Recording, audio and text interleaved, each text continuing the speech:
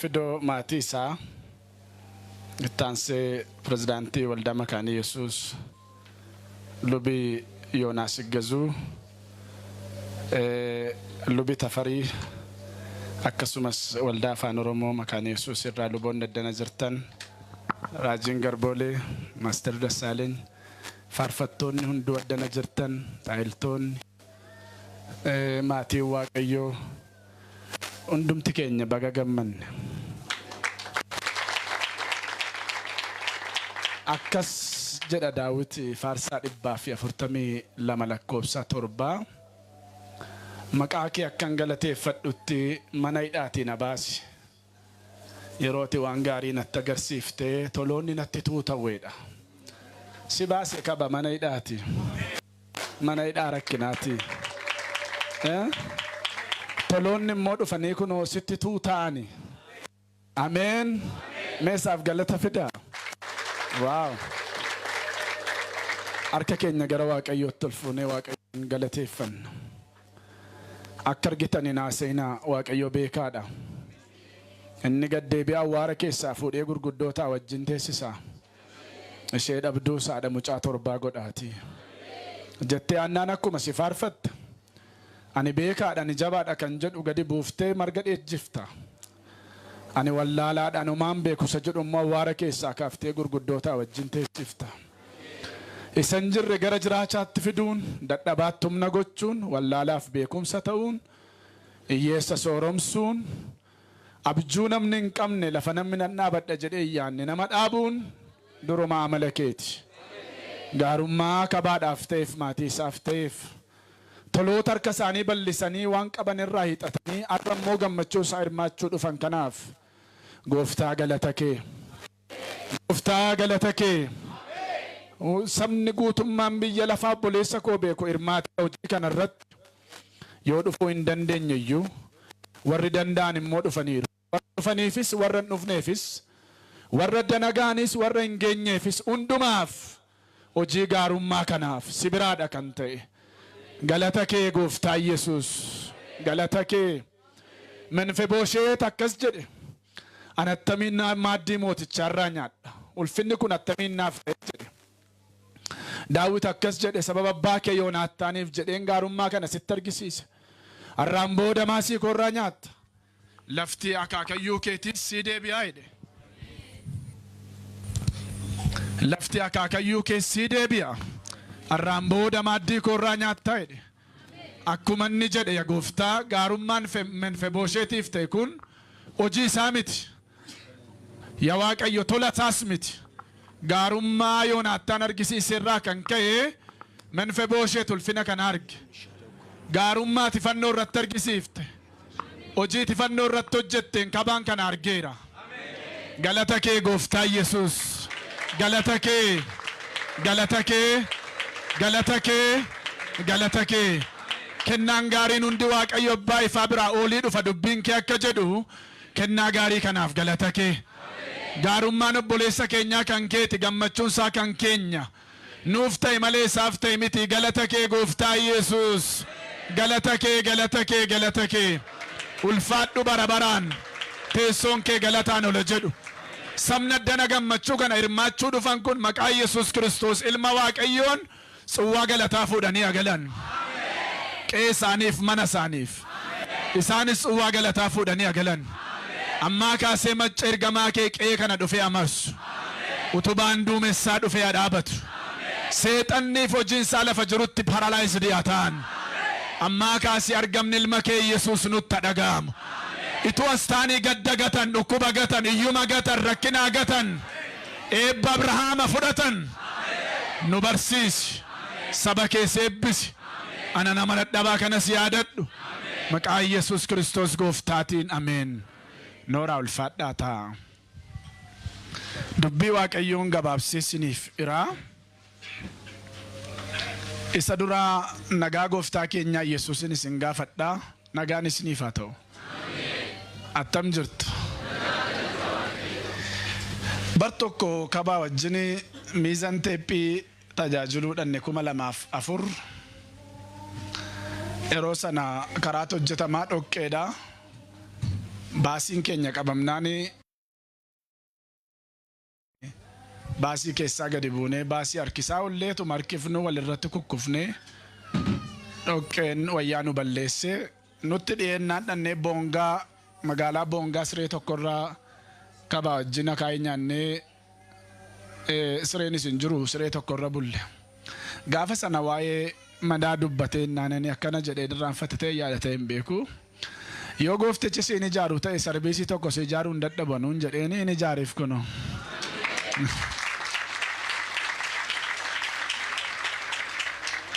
gabaabseen dubbii waaqayyoo sin hiiraa dubbii waaqayyoo kun kan hunduma keessaniiti waan ta'eef gurraaf qalbii keessan naa kennaa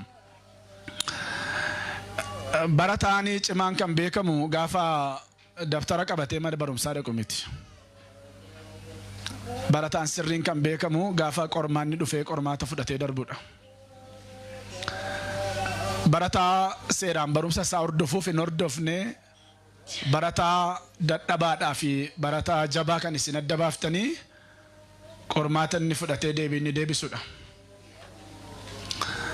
kiristaanni baay'een jiru har'a biyya lafaa kanarraa waldaas kan naqu baay'eedha gaafa yaanu hundinuu maqaa kiristaanummaa qabaachuu danda'a kiristaanni sirriin ilaalamee kan darbu garuu qormaata isatti dhufe keessattidha qormaanni immoo gaafa kennamu mana barumsaatii barataa kutaa 4 fi qormaata kutaa 8 dhiyeessan leevelii barumsa isaatiin dhiyaataaf qorumsi kan kutaa 4 fi kan kutaa 4 kennama kan 8 fi 8 kennama namni hundinuu qorumsa mataa isaa qaba garuu akka sadarkaa isaatti akka sadarkaa amantii isaatti qorama kanaaf macaafni qulqulluun akkas jedha Qorontos duraa 10:13 gaafa dubbiftan qorumsi takkaa namarra hin geenye sinirra hin geenyeedha amma gaafa walitti dubbannu kan koo addaa inna amma tun sinitti hime kan koo addaan jedha isinis kan koo addaa jettu sirriidha kan koo saddaa kan keessanis adda hunduu leevelii isaatti qorama qorumsi takkaa namatti hin dhufne garuu nutti hin dhufu yoo nutti fide iyyuu immoo waaqayyo akka humna keenyaatti nutti fida yoo nutti fides immoo karaa nu keessaa baanu hin qopheessa akka jedha sagaleedhuma sana naqaa dubbisaa qorumsi takkaa namatti dhufe hin beekne sinitti hin dhufne jedha yoo sinitti dhufes immoo akka humna keessaniitti malee waaqayyo humna keessan gararraatti sin hin qoruudha yoo sinitti fides karaa sin keessaa baatan immoo hin qopheessadha ቢያመጣም የማውጫን መንገድ ያዘጋጃል namatti fidennisu waaqayyo karaa namni keessaa bahu maal godha hin qopheessa qorumsa gaafa ilaallu ilmi waaqayyo iyyuu qoramee darbe nama dhugaa waaqa dhugaa waan ta'eef akka namaatti beela'eera wanta namni ta'u hundumaa ta'eera cubburraa kanafe kanaafidha Ibroota 2:18 gaafa dubbiftan እርሱ ራሱ ተፈትኖ መከራን ስለተቀበለ የሚፈተኑትን ደግሞ ሊረዳቸው ይችላል jedha inni ofiisaa qoramee waan darbeef warra qorumsitti dhufe maal ta'uu danda'a gargaaruu danda'a si gargaara arras kan qoramaa jirtu ilmi waaqayyo meena gargaareedha yaa qorumsa nutti fidee nunnisu waaqayyo humnattiin keessaa baanu humnattiin dandeenyu humnattiin moonummoo nu laata waaqayyo kanaaf qorumsi daandii kiristaanotaati waaqayyo qorumsa keessa gashee nama dhiisu ittiin nama ilaala qorumsi iddootti ilaalamuuti egaa namni qorumsa keessa gaafa galu inni tokko iddoo isaa gadhiisa baachuu dadhabee inni tokko immoo amantii isaa gata kanaafidha Daawit akkas jedha faarsaa 116 gaafa dubbiftan yeroon guddisee rakkadheera jedhetti illee amantii koo hin ganneedha mee nama simbira jiruun yoo guddiftee rakkatte iyyuu jedhaani amantii kee hin gatin jedhaani yaa namoonni baay'een qormaatamaa keessa gaafa galan maal godhu iddoo gadi dhiisu nan beeku waaqayyo jedhu amantii isaanii gatu ilaalamuudha qorumsi yeroo ilaalamuuti barataan isa barate hin gulaalama qorumsaan hin ilaalama akkasuma waaqayyo nu ilaala yeroon guddisee rakkadheera jedhetti iyyuu amantii koo hin ganneedha mee sagalee gabaabaan sinitti dubbadha maturree akka jedhu jalatti qorumsi bareedina hafuuraa fidaa mee nafaanaadha qorumsi bareedina hafuuraa fidaa ፈተና የህይወትን ውበት ያመጣል ወይም ደግሞ ኳሊቲን ያመጣል ኩታን እትገሉን ሲኒ ዱብሳ ኢሳያስ 43 ለኮብሰ ተኮ ካሴ አመገሩ ያ ያዕቆብ ያ እስራኤል waaqayyoon si uume inni si tolche si ani si fureera hin sodaatin ati kan kooti jedhee maqaa keetiin si waameera. Yemmuu ati bishaan keessa adeemtu an si wajjinan jira. Yemmuu ati bishaan keessa ceetu bishaan si fudhatee hin badu. Ibidda keessa yemmuu dabartu hin gubattu. Arrabni ibiddaa si hin qabatu. Haleluuyaa. Bishaan keessa darbuun dirqama. Garuu nyaatamuun hin jiru. Abidda keessa darbuun dirqama. Garuu gubachuun darbeera kabaan keessa. Hin fudhatamne garuu. Darbeera abidda keessa. Maal hin taane? Hin gubanne. Hin gubanne. Anaan gaafa manni koo gubatee an kadhachaan jiran amma aarri dhufee na ukkaamsutti an kadhannaa keessaan barri'an. Sadhuma aarri ukka dhufee na ukkaamsu kee ana baasan. Ijoolleen koo baaniiru ennaan macaafa koo fudhadhee waldaa deeme. Mana uummatatti irraa dhaamsan garagalee ilaalle ishee immoo fa'a guggubdan immoo ishee gubuun naqadeen naqa.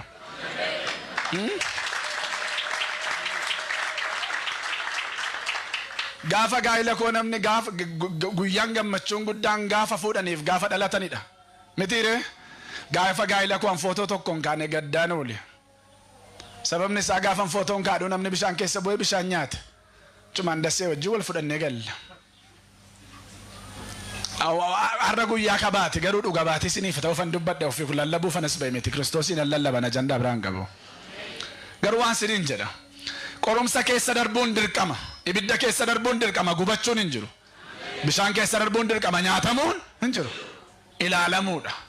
Iddoo ilaalamuuti.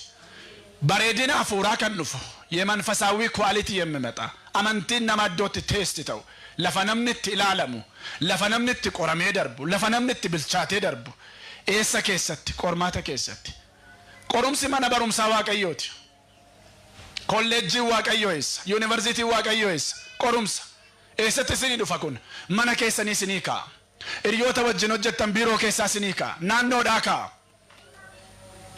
ኢላላሙ ደኩም በዱምት ebbike amma qorumsa keega ayyaanni keessa amma qoramte sanaga baay'eetu sitti duuda yoo ta'e ulfina danuutu jira baay'eetu lolamta yoo ta'e guddina danuutu jira namni qorumsa hin barbaanne namni lola hin barbaanne ayyaanas hin barbaadin karaan ayyaanichaa karaan kiristiyaanummaa karaan guddinaa karaan samaa'in qorumsa mangaduu na'u karicha akka jedhamiti reeyyoob meeqabxii sadan tokkon sinii kenneen naaba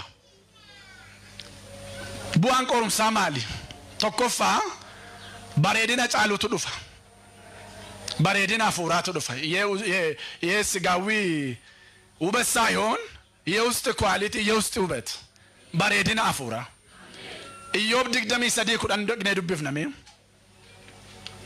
ata'u malee inni karaa koo beeka yeroonni qoreena ilaalutti akka warqeetti tambaa'edha ameen ameen akka maalitti akka warqeetti tambaa yeroonni qoreena ilaalutti warqee warqummaan isaa kan beekamu gaafa biyyoo keessaa ba'u miti warqee namni harkarra kaatee gurrarra kaatee adeemu biyyoo keessaa gaafa ba'u miti warqee biyyoo keessaa baasanii abidda keessa buusu abiddaan qoramee ilaalama teessita abidda keessatti qullaa warqeen Kiristiyaanonni qorumsa keessatti qullaa'u mee fudhadhaa laalaa rakkina Iyyoob manaan qorameera dhalaan qorameera fayyaan qorameera Iyyoob 19 gaafa dubbiftan uumama koo keessaa wanti iddootti hafee foon ilkaan koo duwwaadha qabeenyi sokkeera dhalli sokkeera bifti sokkeera yeroonni qoreena ilaalutti garuu akka warqeetti ittambaa itti ba'i kunoo warqa kabaan itti ba'i isuma foon iyyuu itti ba'i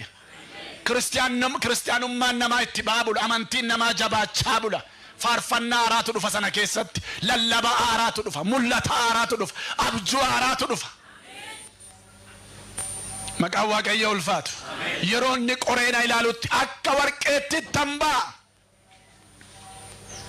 Isaayyaas 48 lakkoofsa 10 naqaa dubbisa akkas jedha ati warqeef meetii mitiidha ati warqee meetii miti garuu akka nama warqee meetii qoruuttan qoreesi ilaale kanas ulfina kootiif jedheen godheedha ati warqee meetii mitedha Isaayyaas 48:10 akka nama warqee meetii qoruutti garuu qoreesi ilaaleera kanas ulfina kootiif jedheen godheedha ulfina kootiif jedhee ulfina caalu guddina caalu ayyaana caalu mul'ata caalu nu agarsiisuuf waaqayyo gadi buusa ol buusa in ilaalama sana keessatti namni in ilaalama sana booda dhufa ayyaanni caalu, sana booda dhufa ulfinni caalu. Namni beela hin beekne mi'aa buddeenaan beeku. Isa beela ergetu waa'ee buddeenaa beeka. Akaakaan koo dura akkas jedhu, xuuriin bishaanii nama qaba harka buleen nama nyaachisaa jedhu. Lafa bishaan hin jirre gaafa dhaqxan harka buleen nyaattu tun ni gatiin. Tola mitiiree bishaan xuuriin isaa nama qaba. Namni dheebotee beeku waa'ee bishaan isa rakasaa kanaayyuu gaafa dheebottanii argitan mi'aan bishaan isinii gala. Rakkatee namni gaafa darbu ulfina waaqayyootu galaaf, guddina waaqayyootu galaaf, ilaalamuudha. Qorumsi ilaalamuudha. Ilaalamuun baduu miti. Zakkaariyaas 13:9 dubbisaa. Harka lama warra hafan abidda keessan buusa jedha. Abidda keessaa baaseetan an saba kootiin jedhaan jedha. Isaan immoo ati waaqa kootiin aan jedhu. Yeroo isaan na waammatan immoo jalaa na uwwaadha jedha. Siifa uwwaatu waaqayyo irraa kaasee. Qorumsa booda, abidda booda, firummaan hin cima. Firummaan maal ta'a? Hin cima. Hin cima. Bareedina fuuraasa dhugaatu dhufa. የመንፈሳዊ ውበት ይመጣል። ayyaanni kee bareedaa deema. qorumsa keessatti dibanni kee bishaataa deema. Efreem qixxaa garagalcha badeedha miti macaafni. Gar tokkoon bukoodha, gar tokkoon gubataadha akka nyaanneef. Jireenyi kiristaanummaa nama baay'ee akkasi. Gar tokkoon bukoodha, gar tokkoon gubataadha. Gar tokkoon kee gubataa taate, gar tokkoon kee bukoo akka hin taaneef abidda keessa si buusee, si bisheessee, si miidhagsee, si tolchee si baasa gooftaan. Ameen injira biyya kana.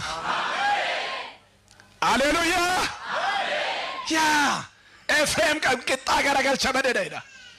Qixxaan garagalcha badee nyaattan akka nyaanneef gubataadha gar tokkoon, akka nyaanneef bukoodha. Namoonni baay'een jireenyi isaanii akkasuma dirru farsoo dhuganii gaafa beektan namni farsoo dhugee godha. Jireenyi kee keessaa wanti tuttufamu akka hin jiraanneef si gaggaragalchee si bisheessa waaqayyo. Al tokko Yesuus mul'ate, al tokko Addaam akka mul'anneef, al tokko bilchaata ta'e, al tokko dheedhii akka hin taaneef si gaggaragalchee si bisheessee tajaajila bilchaataa, jireenya bilchaataa, ija bilchaataa, ija bareedaa akka nu godhannuuf maal godha gooftichi? Ol buusa, gadi baasa. Warri ol bu'aa gadi ba'aa jirtan gammadaa ulfinni jiraate yaaddeenaa.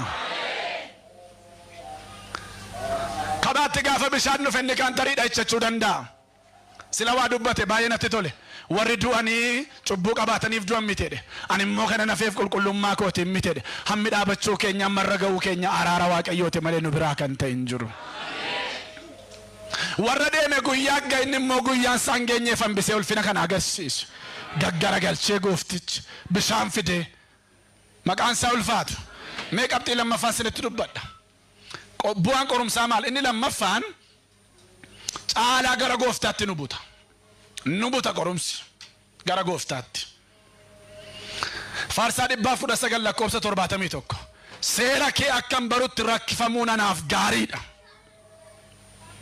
Siraatiin እንድማር ዘንድ ሊያስጨንቀኝ ለመልካም ሆነልኝ. Seera kee akkan barutti rakkifamuun anaaf gaariidha. Amma namoonni tokko akkasitti miti dooktarii koo bukkee dhaqeen sukkaara koo ilaalamee, giffiitii koo ilaalamee, dooktariin koo akkasinaan jedheettu. Dooktarii keessan kan godhe maayinni? Dhukkuba. Ituu dhukkubni isin itti hin dhufne dooktarii koo hin jettan. Dooktariin koo na ilaalee koo maaltu rakkina gara dooktarii isin geessinaan. Gooftaatti kan nu butu qorumsa. Gooftaa koo, gargaaraa koo, na dhiifteeree, garbicha kee, garbittii koo itti onno sin shimmintu gooftaa kadhannaa keessa. Yeroo qorumsi amaan nuuf caala gara gooftaatti sin buta.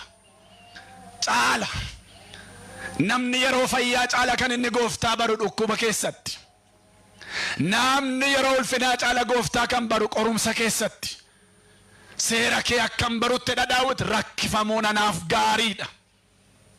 Miti Hosee 2:14 dhaqaa dubbisaa maal jedha? Hosea 2:14.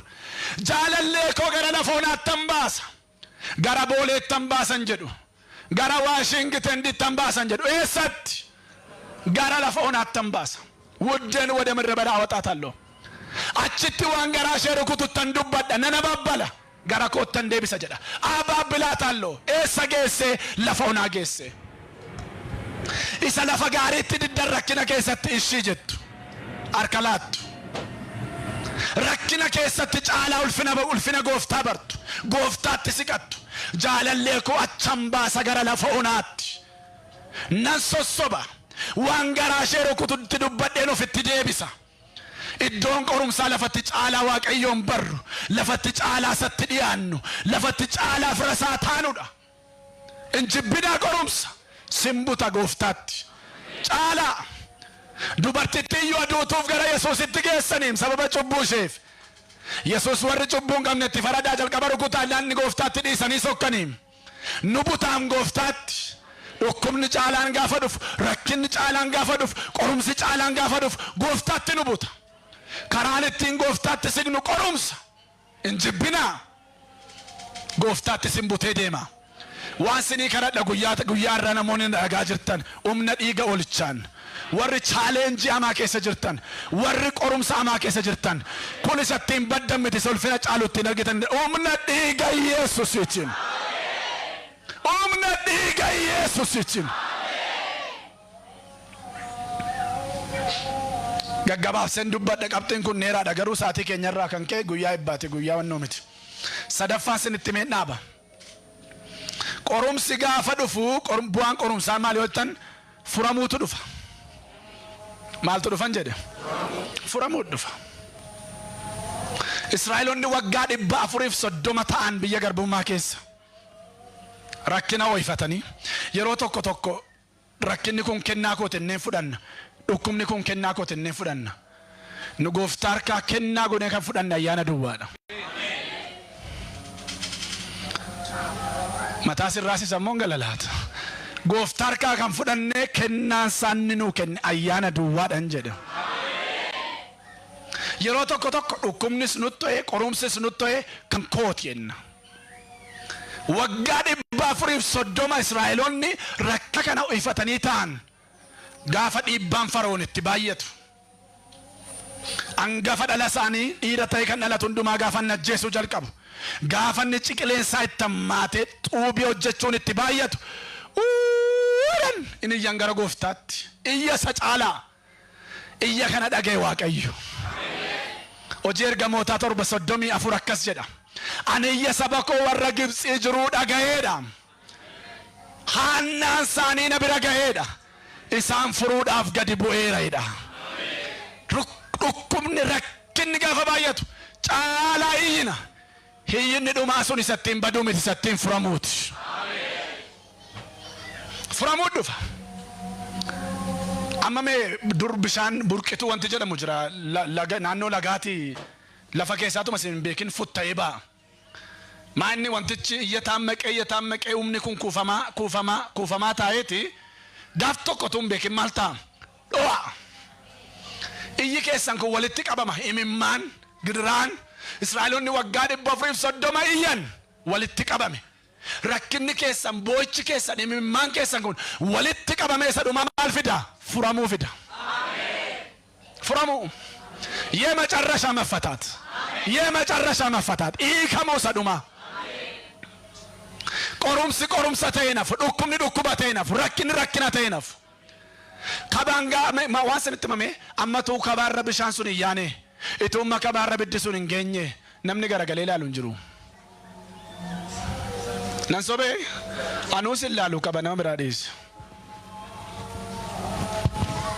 ማሊፍ ኖርማሊ ጅሬኛ ሳተ ይረጋሉ መጅራታን ታጃጅላን ባማል ወጋማ ከነ ታይደ ምንዲ ወጋዴራ ደው ለማታጃጅላ በቃ ታጃጅላ ዋማ ማደቀ ገለ ወጥ ብራን እንጅሩ ገሩ ብሻኑ ፈረ ገረ ፋርፈታን ከተ ገራና ማካሴ ዋቀዩ ለከ አመዩን ገኘ ደ ዋቀዩ ብሻንን ጥሩት ሲን ካኔደ አብደት ቀብሲስ አመጋ አብደ ዳምሶ ዳፍ ይሰዱማ ወልዳ መካሬ ሱሰፋን ሮሞት ወልገኘ ጋሰና አብደ ማልጎቹ ዳፍ ኢንፍራም ተጋይሳን ዋቀዩ Safuram.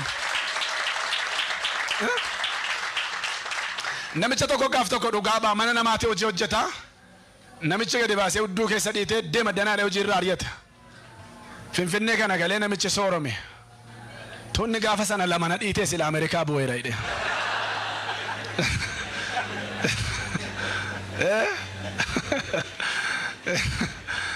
Tokko na dhiitee Finfinnee na buusee tuula mana buusee Ameerikaa bu'eedha jedhe.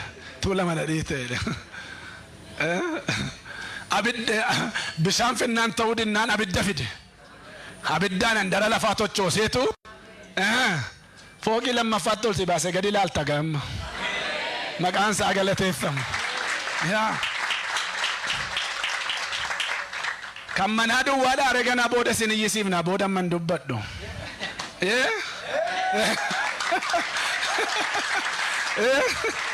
Ganaa sin iyyisiifnaa. Hallelujah! Inni waaqayyoodha. Qorumsi amaan gaafa dhufu, rakkinni amaan gaafa dhufu, nan bada jettanii eeginaa. Yeroon sun yeroo furamuu keessantu ga'e. Sinittan hima yeroo furamuu keessaniitu ga'e. Dhiibbaan Fara'oon gaafa baay'atu sabichi hin banna jedhe garuu sadhumaa maaltu ta'e? Saba waaqayyootu ba'e Gibxii keessa. Yeroo waaqayyoo gaafa ga'u galaanni dhaabate, uumamni dhaabate, wanti hunduun dhaabate karaa kenneef. Rakkinni hamaan maal fidaa? Furamuu fida. Qabxii baay'ee jira kana caala sinin tursuu hingaa dhaabbannee kadhanna. Ishoo jedhe inni marra'u fayyaa ta'e anis fixeera. Fayyaa ta'e anis fixeera. Dhageettiin hafuuraa jira. Ol fuudha harka mirgaa gabaabseen sinii kadhadha. Waaw. Ralabas Ebrahadia Kantradi Alagos, Keradi Gantradi Alalabos, Radagabagadi Alalabos, Ebrahadia Kantradian. Ulfaadhu gooftaa Yesus, ulfaadhu gooftaa Yesus, ulfaadhu saba kee kanaaf, ulfaadhu gaarummaa kabaaf ta'eef, ulfaadhu araaratti argisiifteef, ulfaadhu hojii hojjette kanaaf, ulfaadhu ulfaadhu ulfaadhu ulfaadhu ulfaadhu ulfaadhu. Ulfaadhu gooftaa waaqaatiif lafaa, ulfaadhu abbaa ulfinaa, ulfaadhu waaqa jaalalaa. Rola basse prahadia clara di biganti arala basentra hadia goske. Galata ke gofta, galata ke gofta, galata ke gofta, galata ke. Kun godola farraa isa jigee isa badu kan harki namaa hin ijaarre si biraa qabna. Man harki namaa hin ijaarre waaqarraa si biraa qabna. Dunkaana laatteef kana godoo laatteef kana eebbisi ati. Iddoo buufata ergamaa kee haa ta'u. Araarri kee asitti walaga'u, ayyaanni kee asitti walaga'u. Lafanni caalaa mul'ata aaraaf abjuu aaraa fudhatu haa ta'uuf. Saba guyyaa irraa addana jiru warra oonlaayinii addunyaa irraa ilaalaa jiru hundumaaf sin kadhadha. Eebbi Abrahaam isiniif haa ta'u. Eebbi Abrahaam isiniif haa ta'u. Eebbi Abrahaam isiniif haa ta'u. Warri gammachuu kana hirmaachuu dhuftan isinis mana dinqiin eebbifamaa warri mana hin qabne.